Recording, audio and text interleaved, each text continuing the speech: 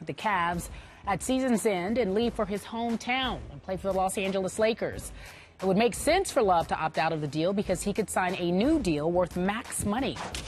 So what are the chances that he, Love, opts out of his contract and leaves Cleveland? Stephen A., your take. Well, you'd like to believe that there's always a possibility that somebody would be willing to go to Los Angeles and play in purple and gold. There's no question about it. But it appears to be a long shot at this moment in time. We've been hearing this stuff for quite a long time. We heard it when Kevin Love was in Minnesota, even when he made it very, very clear to the Timberwolves that he wanted to leave and had the Chicago Bulls and the Golden State Warriors on his wish list. You were still hearing about the Lakers back then. Now he comes to Cleveland, and here you hear this stuff again. We don't know what to believe. The chances are that he'll stay in Cleveland because Cleveland is in a position to offer him a 5-year max deal, whereas the Lakers, finding themselves in a similar situation to when they recruited Carmelo Anthony, can only offer 4 years. But in the end, you know, considering the fact that next year will be Kobe Bryant's last and that the Lakers are clearly desperate and looking to get somebody to attract to the City of Angels, anything's possible, so we can't rule it out. But I think that at the same time you have to look at it and say Cleveland playing alongside LeBron James and Kyrie Irving clearly is the kind of priority that Kevin Love is holding on to right now, because chances are he did not elect to come to Cleveland if there wasn't some kind of private, quiet, tacit agreement that he would stay on. So you believe there is that? I believe there is that, yes. Well, but that doesn't mean it could be violated. I've known situations where that's been violated in the past. Yep, I got you. So we're talking about just a handshake sort of agreement, and we know how those last or don't last. So at Kevin Love's Welcome to Cleveland media session, he said, and I quote, "I'm committed to this team and committed long-term to the end goal of winning a championship." Well, how do you define long-term? What if they won the championship this year? Would that free him up to go to La La Land? I don't know. A lot is to be determined because, to me, Stephen A., the bigger question here is, how much is Kevin Love starting to like or not like his role with these Cavaliers offensively?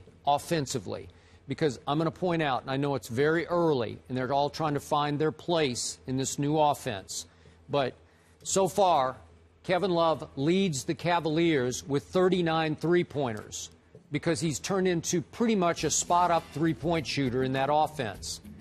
He has only 45 two-point shots, which is only fourth on the team behind, obviously, LeBron, Kyrie, and even Tristan Thompson has more two-point makes than Kevin Love does. Do you think Kevin Love loves that? I don't. Because I look back at Minnesota, and again, they never even made the playoffs, but you don't think he got spoiled by the fact that last year in Minnesota, he had 916 two-point makes, and Kevin Martin was next on the team with only 726. Last year in Minnesota, he led the team in three-point makes at 505. Kevin Martin was next, way down at 297. So you can see that the ball last year was always, all the years that Kevin Love was in Minnesota, always in his hands. He's touching the ball. He's distributing the ball. Like this year, his assists are 1.8 a game. Last year in Minneapolis, he was 4.4 a game. So do you think he's going to be happy with the incredibly reduced offensive role where he's basically become the spot-up, weak-side? What? It's almost like he's Steve Kerr now, you know, in the old Bulls offense. Will he love that? You give me a thought on it. Well, first of all, I think that if Kevin Love finds himself in a situation where he's getting his X number of shots, it doesn't matter whether it's from outside or inside, as long as he's getting to touch the ball and he's getting his shots. That's number one, especially since he can make the three-point shot. Remember, he was shooting better from three-point range, or is shooting better from three-point range now than he is from regular field goal range. So we have to take that into consideration. Yep. Mm-hmm. We also, Skip, have to pay attention to this key nugget, and I threw this out at you the other day, and I'll reiterate it again. You know, in NBA circles, what you're hearing about Kevin Love, and again, I don't know if it's true or not, but what you're hearing about him is that his knees aren't the greatest. Yep. He ain't aching like Dwayne Wade or anything like that, but he's not 100%. Well, if you're Kevin Love, you can look at that two ways. You can look at it as, okay, you like the three-point shot, but you also like the fact that you don't necessarily have to score in the post, bang bodies like that offensively, not to mention the fact that you don't have to work as hard offensively because you got a Kyrie Irving and a LeBron James alongside you. And if indeed there's any relief that he's able to accrue from that kind of situation, then you look at Los Angeles, and that makes Los Angeles eminently more unpopular to even consider as an option, because chances are if you go to Los Angeles, it's going to be thrusted on your shoulders in the strong Western Conference, and you'll find yourself back in the situation you were in Minnesota just last season over the previous 6 years. And so because of it, Cleveland, not just playing with LeBron and with Kyrie, but also being in the Eastern Conference, is a considerably easier load for you. And when you combine that with the fact that you can still get more money because Cleveland has the right to give you the max deal of 5 years as opposed to another team giving you 4, it seems highly unlikely that he would look to make a move to the Lakers by departing from Cleveland.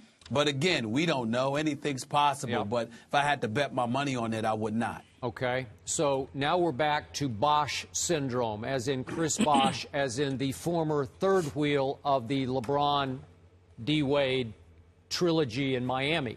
Now, Chris Bosh was able to win 2 rings, being the third wheel. So far in Miami this year, he's an early, I'd have to go this far, he's an early MVP candidate, is Chris Bosh. All of a sudden, the shackles are off. He gets to touch the ball often. He can score it in the post, in the paint. He can shoot threes occasionally. He's become the first wheel this year in Miami. So my point is, he did get his 2 rings already, but does Kevin Love want to go back to being the first wheel somewhere at some point? Or does he just want to stay to get 1 ring or 2, or could they build a dynasty here? They could. Well, Skip, you have to put things into consideration.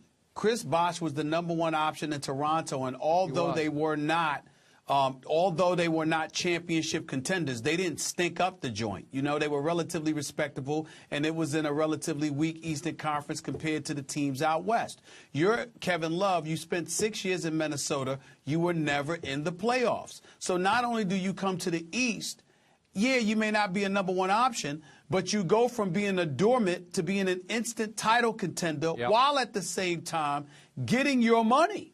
So the fact that you're getting your money and you're winning, I would like to believe for any kind of competitor, is more important than just being the #1 offensive option. Yep, that's a very good point, and I agree with you. And from what we just saw last night of Kevin Love leaping onto the back of LeBron as he was being interviewed after the game, loving the moment of winning a fairly big game at home, albeit against the Pelicans. So they're pretty good this year with Anthony Davis. But my point is, Kevin Love seemed to love that moment, and he will experience more of them. So I'm with you. I would bet my long-term money that he would be long-term in Cleveland.